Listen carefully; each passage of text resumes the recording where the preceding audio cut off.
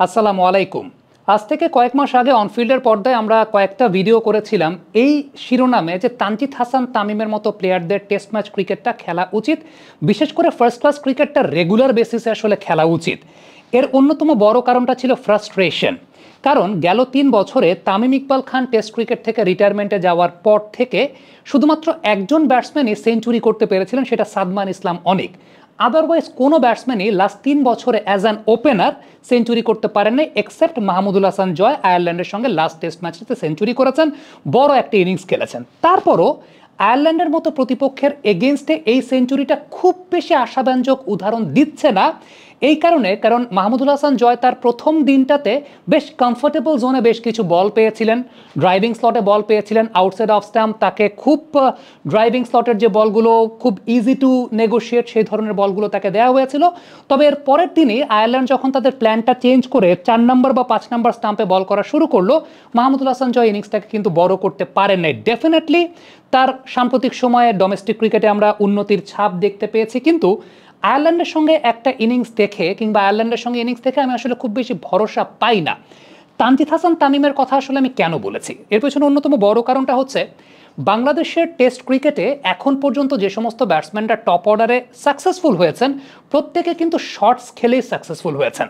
আপনি তামিম ইকবাল বলেন, ইমরুল কায়েস বলেন, হাবিবুল বাশার সুমন বলেন, মোহাম্মদ আশরাফুল বলেন, যারাই ১, ২, ৩, ৪-এর মধ্যে ব্যাটিং করেছেন প্রত্যেকে শর্টস খেলেই সফল হয়েছেন। ইভেন মুমিনুল হক যে সময়টাতে আসলে বড় রান করতেন ১৭০-৮০, মুমিনুল হক শর্টস খেলেই রান করতেন। এটা অনেকের মধ্যে একটা ভুল ধারণা যে মুমিনুল হয়তোবা শর্টস খেলেন না, সিঙ্গেলসে ডিল করেন, কিন্তু মুমিনুল অ্যাটাকিং ক্রিকেট খেলে রান করতেন।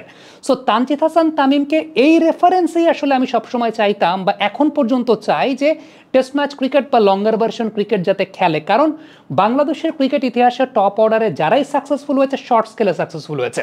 সাম্প্রতিক সময় লাস্ট ৩ বছরে বাংলাদেশের যে সমস্ত ওপেনাররা টেস্টে ওপেনিং করতে নেমেছেন, প্রথম কথা হচ্ছে তাদের ডিফেন্সিভ টেকনিক আসলে আপ টু দ্য মার্ক না। Defensive technique up to the mark না, অ্যাটাকিং ক্রিকেট তারা খেলেন না। সো আলটিমেটলি যে বিষয়টা ঘটেছে লাস্ট ৩ বছরে ৩০-৪০ রানের মধ্যেই ধরেন ২ ওপেনার নাই, ইভেন ৩-৪টা উইকেটও নাই, একদম আমরা ম্যাক্সিমাম নাম্বার অফ ওকেশনস তাই দেখতে পেয়েছি। ইভেন ওপেনারদের কথাও যদি বলেন, আমাদের বাংলাদেশের লাস্ট ৩ বছরে ওপেনারদের গড়, ২ জন ওপেনারের গড় মানে প্রথম উইকেট বা দ্বিতীয় উইকেট পার্টনারশিপের গড়টা আসলে খুব বেশি না। ওপেনারদের কাছ থেকে বড় রান আসেনি, সাদমানের কাছ থেকে এসেছে কিছু ইনিংস, 100 এসেছে, 80 অড রানস এসেছে, 70+ রানস এসেছে, কিন্তু আমি যদি গড় করি তাহলে আমাদের জাকির হাসান, মাহমুদুল হাসান জয় যারাই খেলেছেন না কেন বড় রান নিয়মিত বেসিস আসলে দেখতে পাইনি, এক্সেপ্ট মাহমুদুল হাসান জয়ের লাস্ট যে ইনিংসটা সেটা ছাড়া। তানজিদ ১৪০ করেছেন ঢাকা ডিভিশনের সঙ্গে, এর আগেও তানজিদ হাসান তামিমের আরও একটা ইনিংস ছিল ১৪৫ রানের। ইভেন আমি যখনই তানজিদ তামিমকে রেড বল ক্রিকেট আমাদের এনসিএল খেলতে দেখেছি সফল হয়েছেন বিকজ অফ প্লেইং শর্টস। তিনি শর্টস খেলতে পারেন, শর্টস খেলতে স্বাচ্ছন্দ্য বোধ করেন। আপনি যদি ৩ ফরম্যাটের ডোমেস্টিক ক্রিকেটে অ্যাভারেজ চিন্তা করেন, তানজিদ হাসান তামিমের অ্যাভারেজ কিন্তু ফার্স্ট ক্লাস ক্রিকেটের সবচাইতে বেশি। এবং আরেকটা বিষয়, প্রথমত ফার্স্ট ক্লাস ক্রিকেটে শানিত পরিশীলিত বড় ইনিংস না খেলে টেস্ট টিমে ডেবিউ করানোটা আমি পছন্দ করি না বা আমি চাই না, কিন্তু বেশি বেশি তানজিদ তামিমের ফার্স্ট ক্লাস ম্যাচগুলো অন্তত খেলা উচিত যাতে রানগুলোকে বড় করতে পারেন। এই রানগুলোকে বড় করলে যে শিক্ষাটা হবে সেটা হচ্ছে তিনি তার অন্য ২ ফরম্যাটে খেলার জন্য টেকনিক্যালি শার্প হতে পারতেন।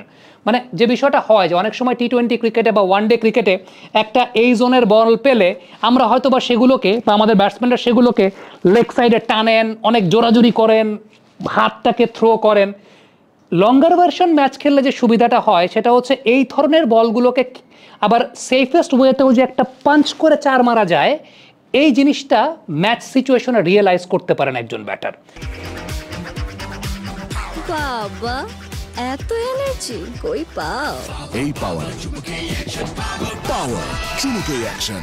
So this is very important. যদিও এই ১৪০ রানের ইনিংসের মধ্যে আমি আপনাকে একটু যদি সমালোচনা করি, আমাদের দেশের ক্রিকেট সিস্টেমের জায়গায় সমালোচনা করি, দেখেন টেস্ট ম্যাচ ক্রিকেটে আমাদের ব্যাটসম্যানদের বা ওপেনারদের বা নতুন বলের ব্যাটসম্যানদের একটা ম্যাক্সিমাম নাম্বার অফ প্রবলেমস, যেটা অ্যারাউন্ড দ্য উইকেট থেকে আসা বল, ইনকামিং পেস বল, হাই পেসার বল ভেতরে ঢুকে আমাদের ব্যাটসম্যানরা ঠিকঠাক মতো নেগোশিয়েট করতে পারেন না। অথচ তানজিদের এই ইনিংসটা যদি চিন্তা করেন তাহলে ম্যাক্সিমাম রান তিনি নিয়েছেন নাজমুল অপু, বা ম্যাক্সিমাম বল তিনি খেলেছেন নাজমুল অপুর স্পিন, ম্যাক্সিমাম বল তিনি খেলেছেন সিয়ামের অফ স্পিন। সালাউদ্দিন শাকিলের বল খেলেছেন, এনামের বল খেলেছেন, দুইজন পেস বোলার।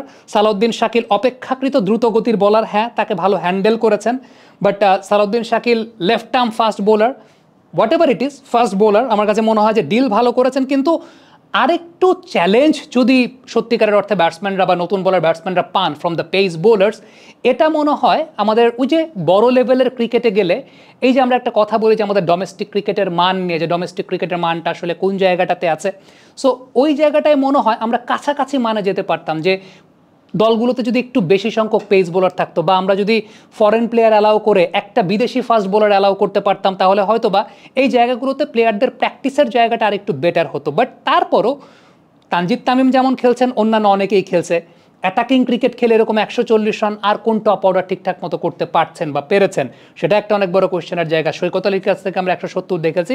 আমার কাছে সবসময় মনে হয় যে আমাদের টপ অর্ডার ব্যাটসম্যানদের যে টেকনিক, ডেফিনেটলি জয় এখন রান করেছেন, হি ডিজার্ভস চান্সেস, তিনি চান্স ডিজার্ভ করেন, আরও চান্স হয়তো বা তিনি পাবেন, কিন্তু কোয়ালিটি বোলিংয়ের এগেনস্টে আমার কাছে যেটা মনে হয় যে এখন পর্যন্ত ল্যাকিংয়ের জায়গাটা আছে সাদমান বলি, জয় বলি, কিংবা পাইপলাইনে অন্য যাদেরকে টেস্ট ওপেনার বা টেস্ট টপ অর্ডার কিংবা টেস্টের ব্যাটসম্যান হিসেবে চিন্তা করা হয়, ডেফিনেটলি দে হ্যাভ ইস্যুস। এবং আমি প্রেফার করি মডার্ন ডে ক্রিকেটের ডিমান্ড অনুযায়ী, ইভেন তানজিদ বিষয়টা এরকম না যে তানজিদ জোরাজোরি করে কিন্তু খেলে না, তানজিদ স্কিল হিটার।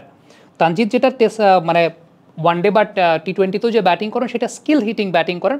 আমার কাছে মনে হয় যে তার সেই পটেনশিয়ালিটির জায়গা আছে, তার সেই পটেনশিয়ালিটির জায়গাটা আছে টেস্ট ম্যাচ ক্রিকেটে অ্যাগ্রেসিভ ইন্টেন্টে ব্যাটিং করে তার স্কিলটা আছে, তিনি ইনিংস বড় করতে পারবেন, তার ইনিংস বড় করার ক্যাপাবিলিটি আছে। ইন্টারন্যাশনাল বোলারদেরকে ফেস করেছেন, তিনি জানেন, ইনিশিয়ালি নতুন বলের সুইংটাও হ্যান্ডেল করতে জানেন। সো আমার কাছে ব্যক্তিগতভাবে মনে হয় যে তার পাইপলাইনে থাকা উচিত। আমি বলছি না যে আপনি ন্যাশনাল টিমে কালকেই খেলায় দেন, পাইপলাইনে থাকা উচিত, বা তাকে নিয়ে চিন্তা ভাবনা করতে পারে। বা এখন আপনি বলবেন যে 3 ফরম্যাটের ক্রিকেট খেলবে, খেলতেই পারে, এটা তো দোষের কোনো কিছু নাই। আমার কাছে আরও মনে হয় যে লঙ্গার ভার্সন ক্রিকেট যদি খেলে, বাকি 2টা ফরম্যাটের জন্য আরও বেশি মাত্রা রেডি হতে পারবে, আরও পলিশড হতে পারবে। বীরেন্দর সেহবাগ 3 ফরম্যাটের ক্রিকেট খেলতো না ইন্ডিয়া টিমে? খেলতো তো। অনেক প্লেয়ারই আছেন 3 ফরম্যাটের ক্রিকেট খেলতেন, এখনও খেলেন। কমেন্ট বক্সে আপনাদের মন্তব্য মতামত জানতে চাই।